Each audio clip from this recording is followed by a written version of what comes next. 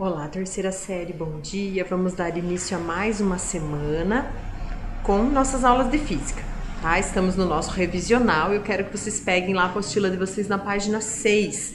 Hoje a gente vai ver os conteúdos de introdução à mecânica. Então, lá nos conceitos iniciais da mecânica, a gente fala sobre ponto material e corpo extenso, tá? O que é a diferença entre esses dois conceitos? O ponto material é um corpo que as dimensões dele são desprezíveis, tá? No contexto em que ele se encontra, as dimensões dele podem ser desprezadas, então ele é considerado como ponto material. E o corpo extenso é aquele objeto que já não pode ter as dimensões desprezadas, ele tem as dimensões dele consideráveis, tá? São medidas relevantes na situação que a gente analisa. Mas o que vocês têm que tomar cuidado com esses conceitos iniciais da mecânica? Um corpo pode ser ponto material e corpo extenso ao mesmo tempo, contanto que eu mude o contexto, tá? Com que parâmetro que eu tô, com o que eu tô comparando ele.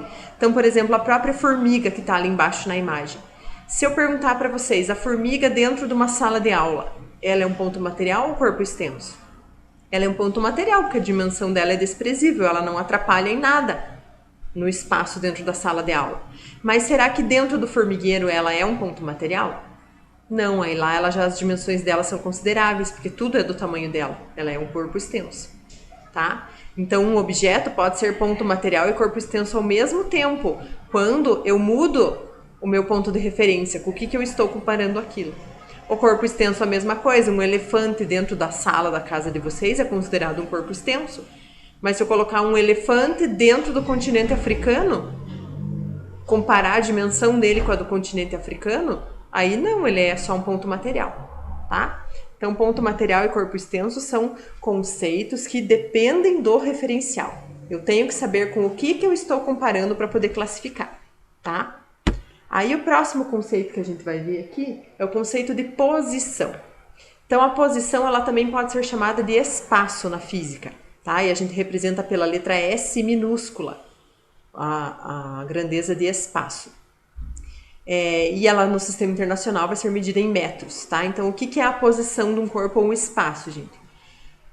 A posição de um corpo é o espaço que ele ocupa num determinado instante, tá? Vocês têm que tomar cuidado, porque a posição ou o espaço, elas não dizem nada a respeito do movimento do objeto. Então, ali, ó, vocês têm que a posição da mulher A é menos 2 metros, porque ela se encontra naquele ponto. A posição do homem B é 0, porque ele se encontra na origem da trajetória.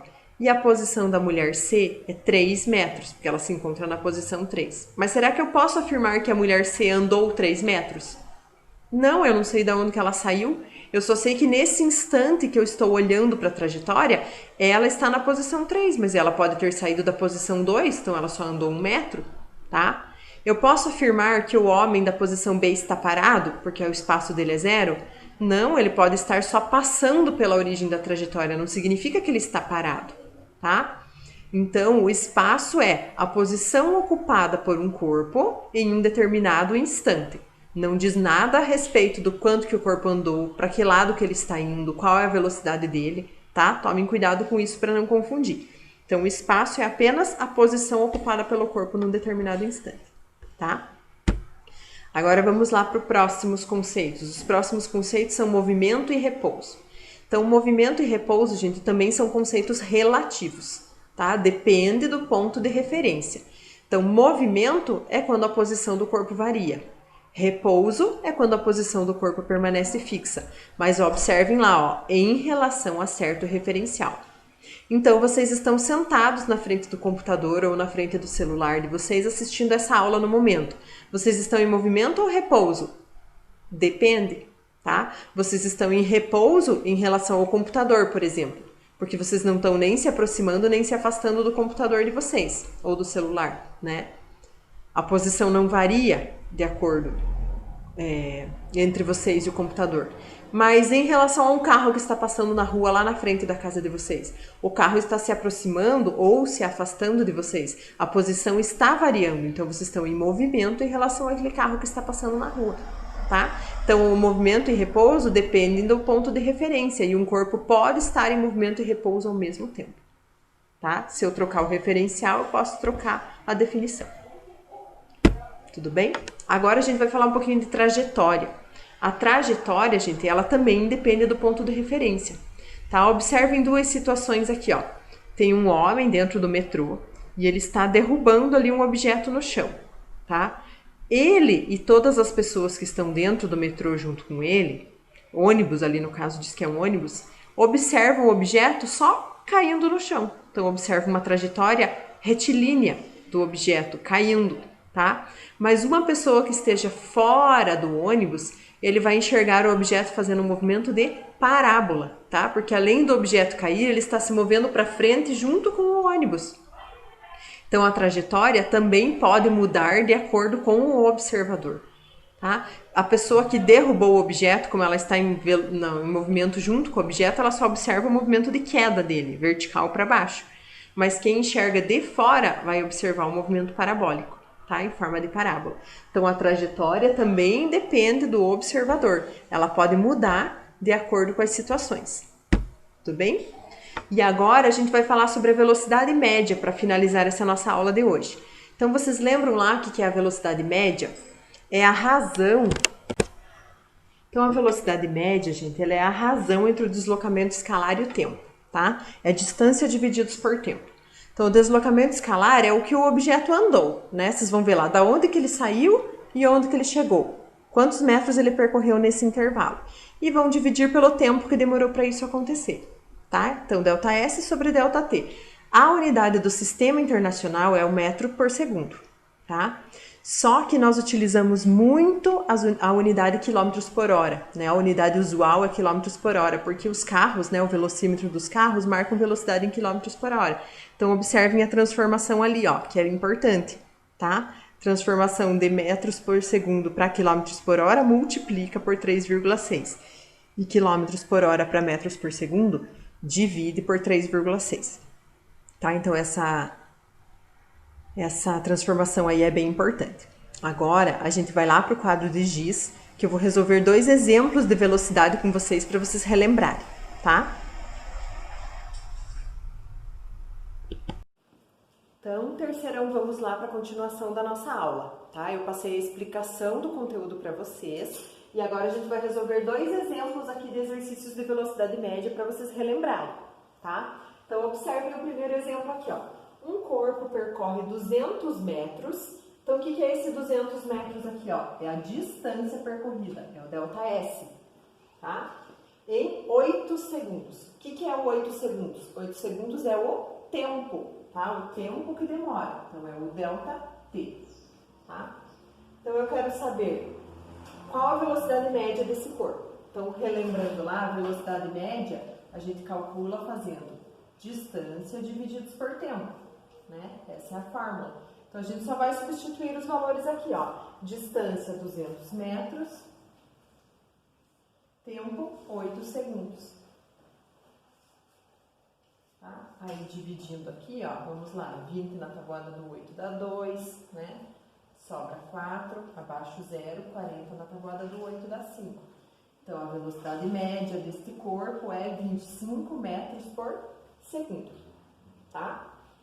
Agora, vamos para o exemplo 2. O exemplo 2 é um pouquinho mais complexo, tá? Eles estão falando assim, que um carro percorre metade de um trajeto com uma velocidade de 40 km por hora e a outra metade com uma velocidade de 50 km por hora. Eu quero saber a velocidade média no trajeto todo.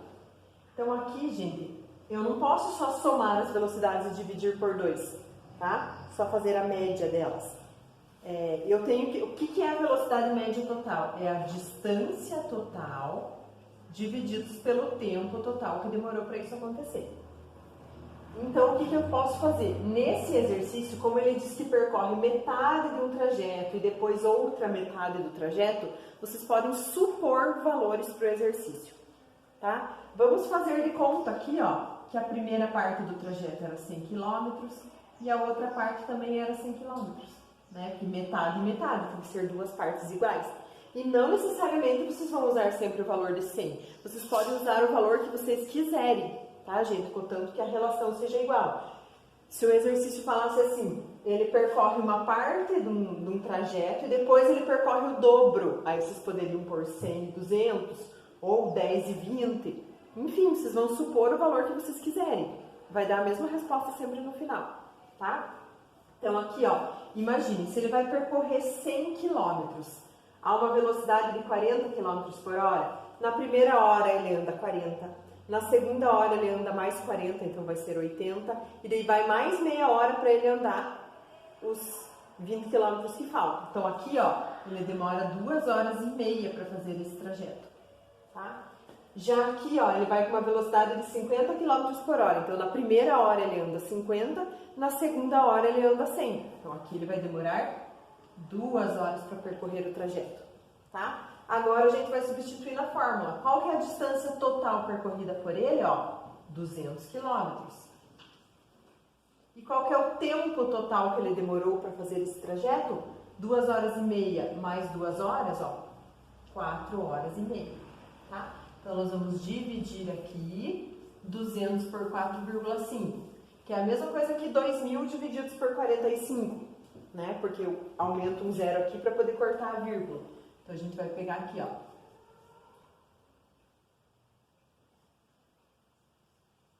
Ó, abaixo zero. Vai dar 4 de novo, sobra 20, aí coloco a vírgula. Então, ó, vai dar uma dízima periódica, tá? 44,4 aproximadamente, né? Quilômetros por hora. Tá? Então, observem, ó. Primeiro exemplo, só substituir na fórmula e dividir, porque era uma trajetória só, um caso isolado. Aqui eu tinha 2 situações, então eu tive que analisar a primeira parte do trajeto, analisar a segunda parte do trajeto, para depois descobrir a velocidade média total, tá? Então, copiem esses 2 exemplos no caderno de vocês, agora, junto com as anotações que vocês acharem importante da nossa parte da explicação da teoria, tá? E a gente tem mais uma aula hoje. Na próxima aula a gente vai resolver exercícios da apostila, tá? Então até daqui a pouquinho.